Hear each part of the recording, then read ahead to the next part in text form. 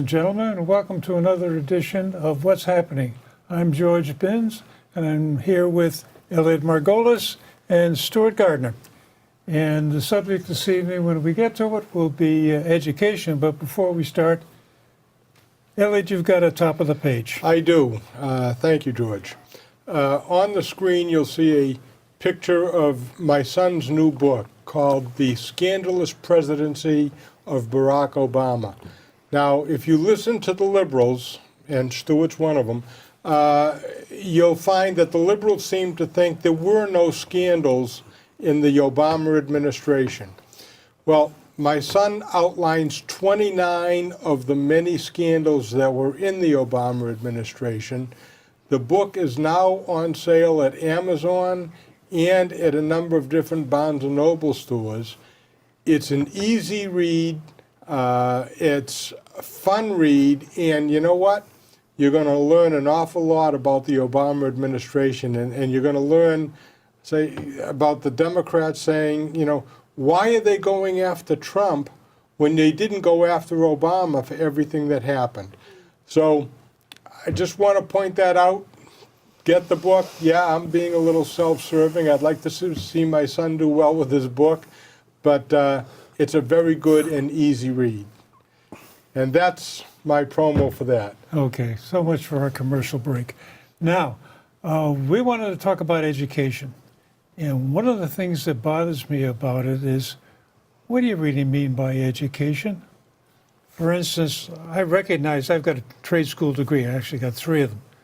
I'm a mechanical engineer by trade. You got a trade school degree. You're a lawyer by trade. So, at one hand, you go to school to learn to do something. At the other hand, the liberals will tell you that, oh, you need to understand all the great writings of the world, the great books of the world. And in this day and age, I think it's changing, and I don't think we're changing fast enough to stay up with what society is doing and what technology is doing. I think Shakespeare is eternal. Okay, that's my favorite. You know, my favorite one, lawyer. You know, Shakespeare. When was the last time you opened up a court saying or finished a final statement with? Shakespeare said, when looking for justice, you won't find salvation. We pray for mercy, though. I think that every day. How about Portia's speech? I can't do that. But I know.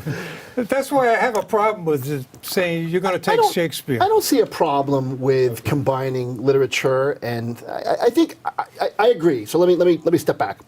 I agree that education has to keep step with society and technology, and I think sometimes it fails. For example, I think I know that they don't teach cursive anymore. They don't. A lot of schools don't teach script. You don't teach it, and I get it. They say there's not enough time. I kind of feel bad for the history of the writing, but I don't think it's necessary. I'm not even sure if penmanship is super necessary anymore.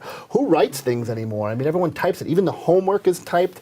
I don't want people not to learn penmanship. I just wonder how much resources do we have to spend on it. Well, it turns out that cursive writing is a secret code of us old folks.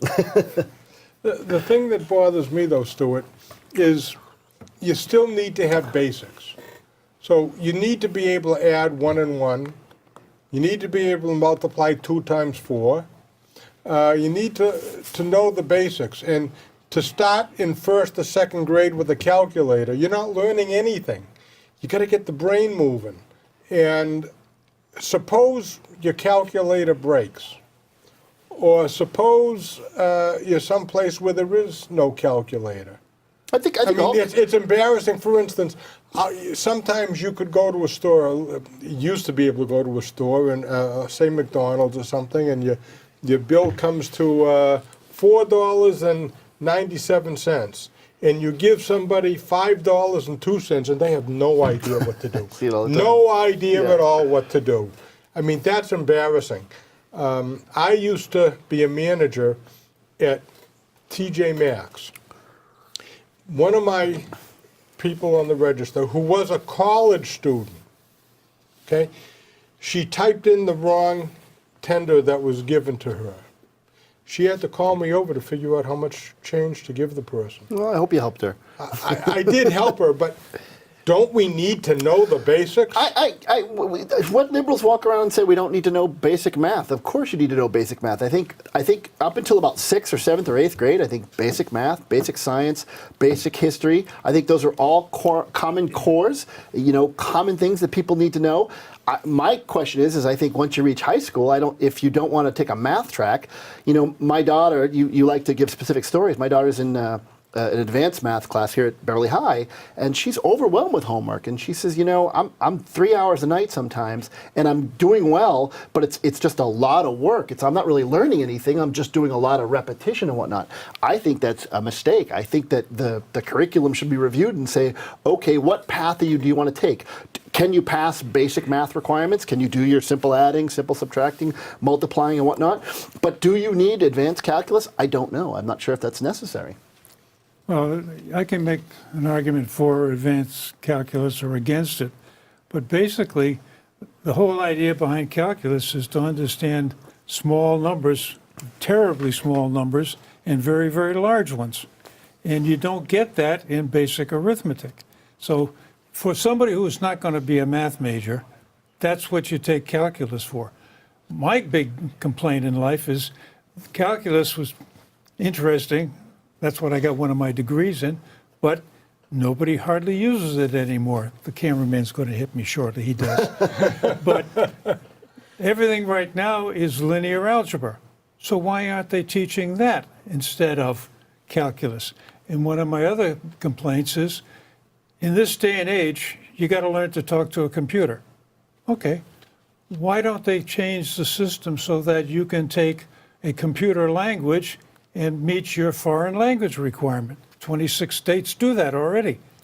So, I mean, these are the kinds of things that I would see as a progressive improvement on education, especially in this day and age and where we're headed, as opposed to, well, it'd be nice to do Shakespeare and then we can do a little Milton while we're at it.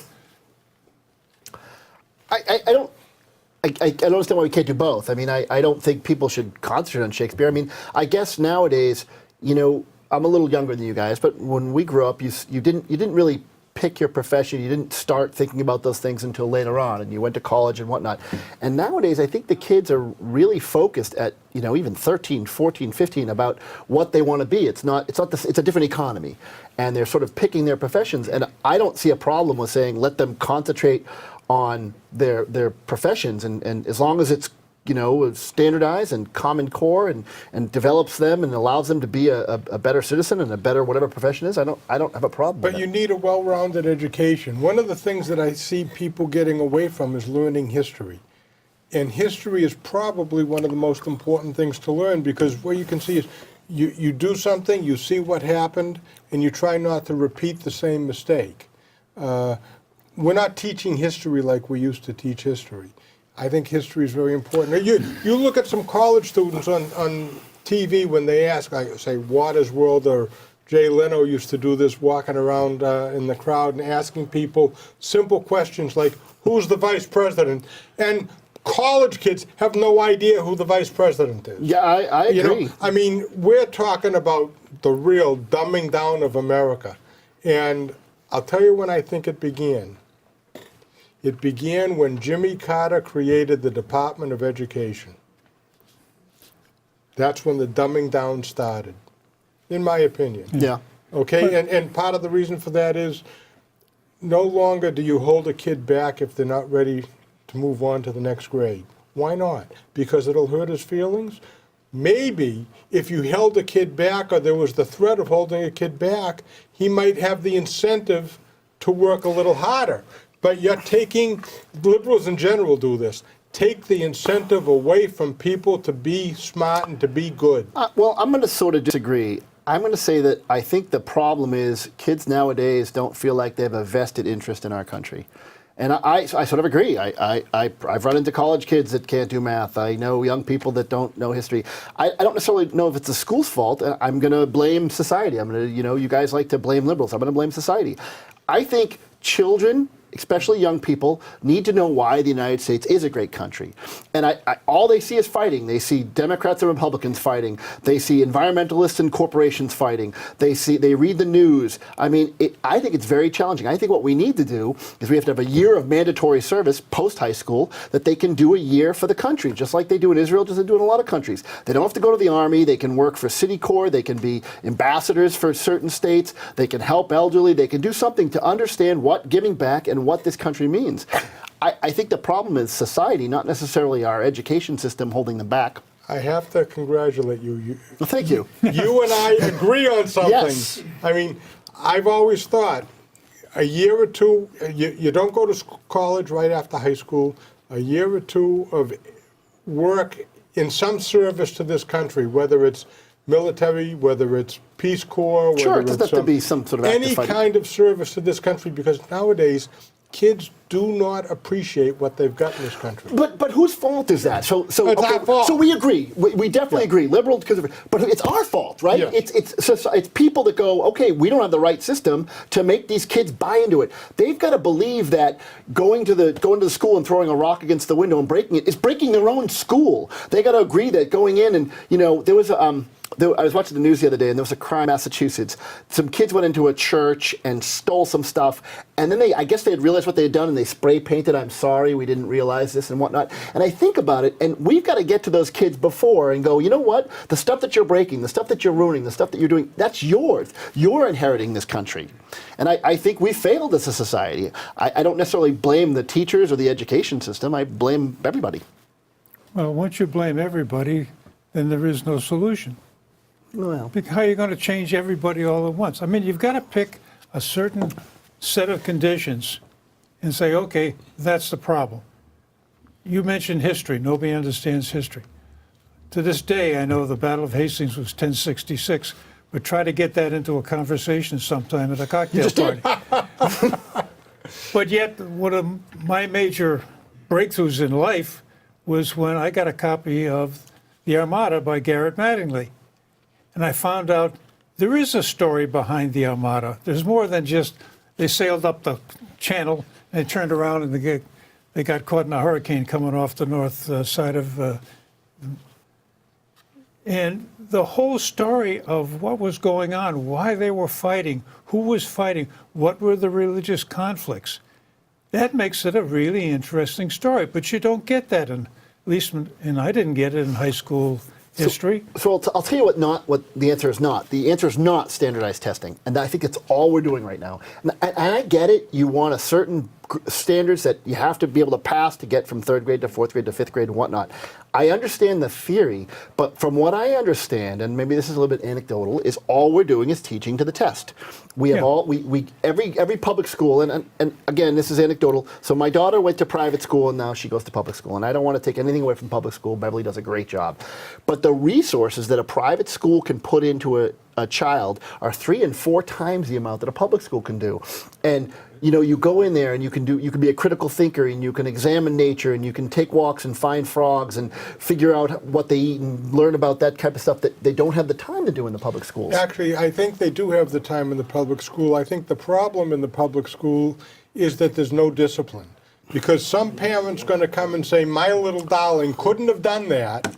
And when I was in school, probably when you were in school, and certainly when George was in school, if a report came back to the house that I was fooling around in class, my parents believed the teacher.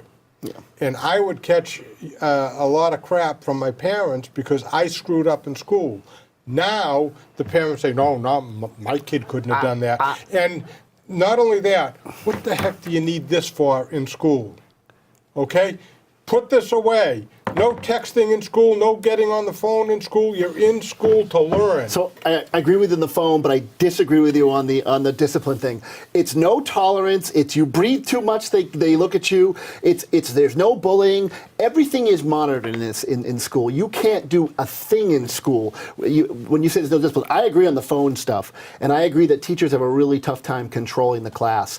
I'm not sure what the answer is, but I disagree on the discipline thing. And the kids that you talk about that that have discipline problems. Sometimes both their parents are working and they come home to an empty house, and there's nothing. They go to school and there's nothing to monitor them when they get home. There's nothing to make sure that they do get some sort of actions for their errors in school. Well, now you're getting back to society's problem. I think that's the answer, though. I And think part of the difficulty is trying to achieve the standard of living that everybody wants on one salary. I agree. So you end up with both parents working in order to achieve that standard of living. And the kids get the idea that that's the way it is. There's, as you say, the latchkey kids, they come home and it's an empty house, they're on their own. It's awful hard to get them into the mode of, I've got responsibilities. The other half of the game, and when you start talking about private schools versus public schools that I find have a bunch of parents who are really dedicated and interested in what their kids are doing, how they're doing, because they're spending all this extra money to put them into a private school, whether it's a parochial school or Shore Country Day or any of the other private schools around. So you've got a set of parents who are really interested in their kids, and it carries through, and the kids get the message that, hey, yeah, this is important to mom and pop. Aren't you sort of singing my song, though? Isn't that the sort of the liberal conservative argument? Yeah, I read this big article on the kids that go to private school, their summer vacations are France and, a camp up in Maine and, and a second language learning, while the kids that go to the inner city schools, there's their summer in the inner city. But doesn't that make a big difference? Aren't you like singing my praises about resources versus non-resources? Don't break your arm, patting yourself in your back there for a second. No. What about charter schools? There's a reason why charter school people want their kids to go to charter schools. I visited a couple of charter schools, and I saw one kid bumped into me by mistake. He comes over to me and he apologized for that. Okay? I saw there was a piece of paper on the floor and some kid picked it up. I saw, looking into classrooms, kids listening to the teacher and raising their hands.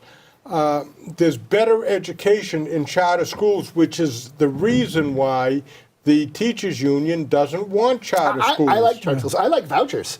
What I don't want with vouchers is I don't want the public schools to suffer. I want a minimum, because I think public schools are right. The teachers are right. Whether it's 26 kids or 23 kids, I still got to do the same stuff. You can't take away, 3/26 of the money because those 3 kids go to private school. When you go to the mall, you're going to see 7 different, say, jewelry stores.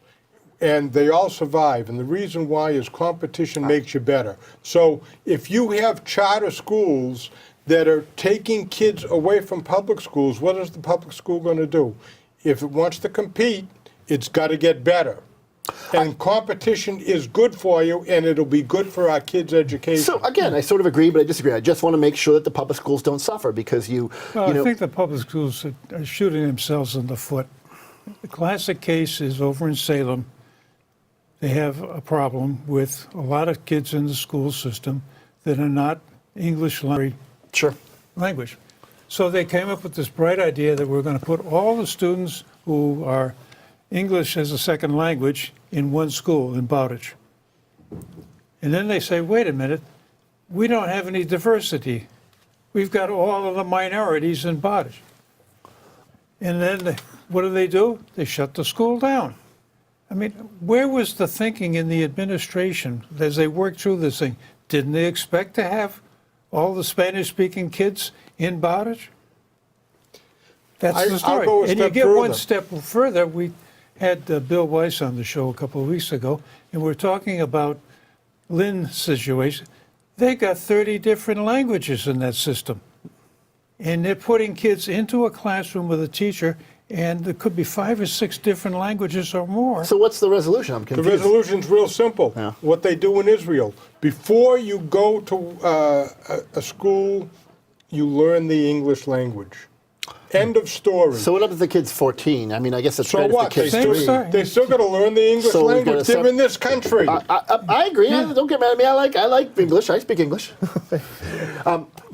So you want a separate school to have? Yeah. And you know, it could be for 2 months, it could be for 3 months. You learn the language, go to school. But wasn't that you just said that was wrong? And they tried to do that in Salem. They tried to take the kids that didn't speak English that well and put them all together. Well, and they realized the it was all thing was minorities? wrong was when they got into this situation, they undid what they were trying to do because of diversity. Yeah.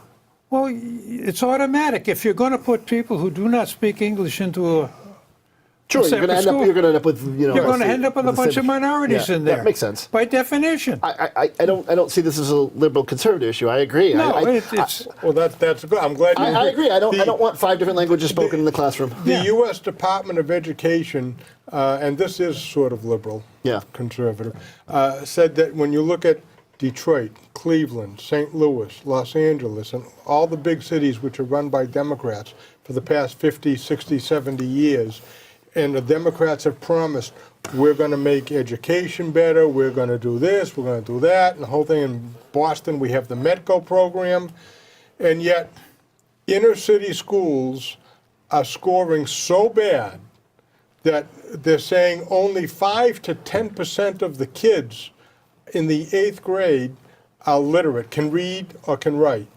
Only 10% of the kids can do math. So tell me, what have you liberals done in the big cities to make education better? Because the Medco program, to me, is a failure for a lot of reasons, but, I mean, the results are in the testing. I can give you a million reasons why big schools are bad. I mean, big city schools are bad. It's violence and crime in big cities, and as latchkey kids and parents not caring and truancy. I mean, there's a billion reasons why. I'm sure that the people that work in the inner city schools don't do it for the money. They do it for the belief that these kids need someone there for them. And I'm sure they bust their asses to try to teach them.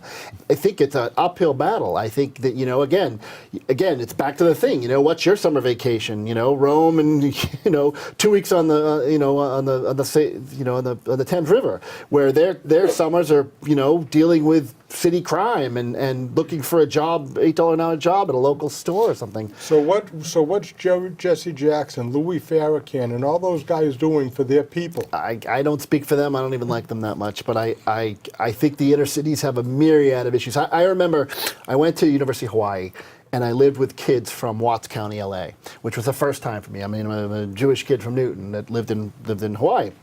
And I remember they were telling me that their high school, there were always gangs jumping over the fences. There were always fights. You had to walk in groups, because if you walked alone, you were picked on. Environment like that, you know. I mean, you know, you want your children to go to school. You don't want them being attacked by other kids or dogs or anything. And I think all that stuff has to get fixed before you complain anything about the education system. Okay, how do you fix it? I don't know, George, but I think the answer isn't going, we need more history, you know, or we need Common Core. We need to figure out a way to make the world that certain people live in tolerable enough so that then when they come to school, they can concentrate on learning. Maybe they don't get 15 good years in, but maybe they get 5 good years in or something, and then they can choose. Obviously, I want to keep everyone in the school till they're 18. But we need a bigger solution. To me, when you talk about education requirements in inner city, you're just rearranging deck chairs on the Titanic. The ship's going down, and you're just trying to save a sinking ship. Well, I think you're back to the issue that there are certain parents who are really motivated to get their kids the best education possible. Right. Solution for them is vouchers and charter schools. That's what makes it in the inner cities.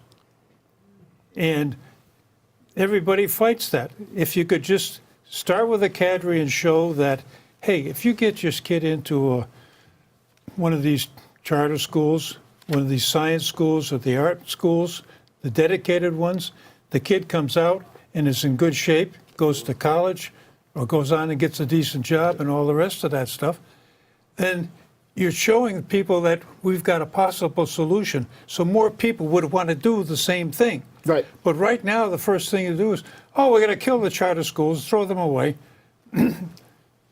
No vouchers. That's the teachers' union, because it's competition. Well, it's and the teachers' union, and it's also the mindset of a certain group of people. You call them liberals, I call them progressives, that have... I got a question for you. How can people who are so aggressive as liberals be called progressive? How can you be against progress? You didn't read Short Lakoff. Okay. You can't call them liberals anymore. So again, I don't necessarily have a problem with vouchers per se. I think it's a good idea. I just don't want to take money away from the public schools. If you guys said, the big things about money, you guys are all excited If the about. kid isn't in the school system and they're not doing anything for if him, what are they going to use the money If for? you said because you guys get all mad at the teachers union, again, I'm sure there are bad teachers, and I don't like protecting bad teachers. All right, so let's put that aside for a second. So we're going to get rid of tenure, okay? But here's the thing. Again, most of the teachers in the school systems, especially the challenge school systems, are in there because they love their job and they're trying to help people. They're not there for the money. They're not. They're making $60,000 or $70,000 a year, but they risk life and limb. They have to deal with a lot of issues other than kids that want to learn because they want to help people. And to me, I want to help them help people. Yeah, but it's not working.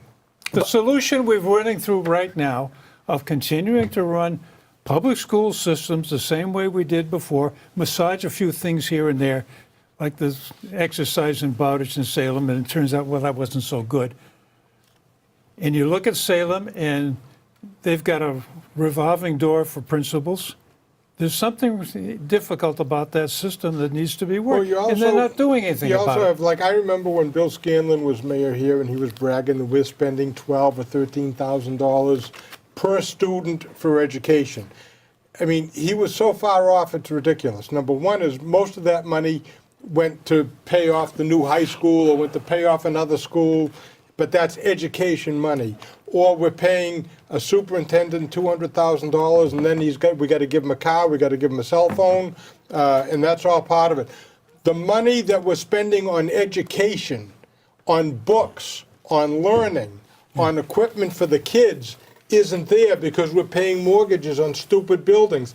There's a philosophy in this country, particularly in Massachusetts, of you can't learn in an old building. You've got to have a new building to get a good education.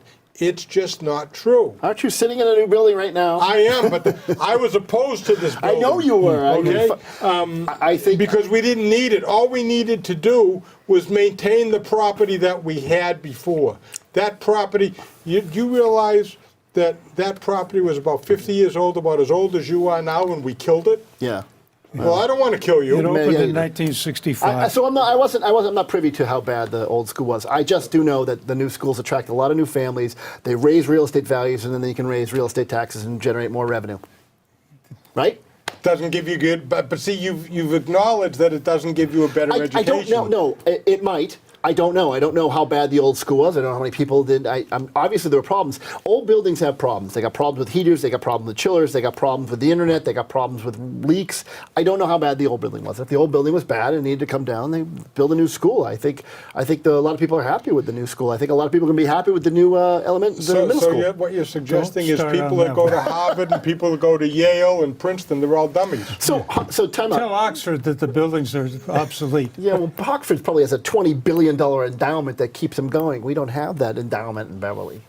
Salem got $65 million to rehab their high school. No. We got zero to rehab ours. What, for the federal government, you mean? No, from the state. No, why did we ask money from the state? Uh-huh. I don't know. You're asking me questions. I don't know. Now you're getting into the issue. I don't understand. Why did we ask? So maybe we couldn't. We could have taken that high school. We had 3 wings. Yeah.